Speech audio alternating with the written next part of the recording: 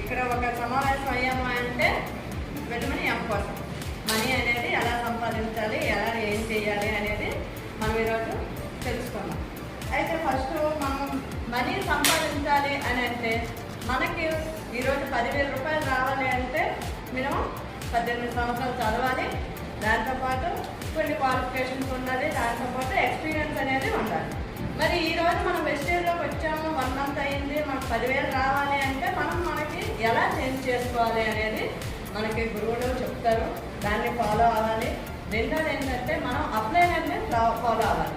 అంటే అప్లైనర్ ఈరోజు జాయిన్ చేశారు, వాళ్ళు మానేశారు, వాళ్ళనే ఫాలో అయ్యి నేను మానేస్తాను అని కాకుండా మనకి రైట్ అప్లైనర్ ఎవరు అంటే కరెక్ట్గా అప్లైనర్ వర్క్ చేసే అప్లైనర్, ఎక్కడ టీమ్ ఉన్నా మోటివేషన్ చేయాలి, ఎక్కడికి ఎలా వెళ్ళినా ఆ పర్సన్ ఎలాంటి పర్సన్ అయినా వాళ్ళకి ప్లాన్ ఎలా చెప్పాలి అనేది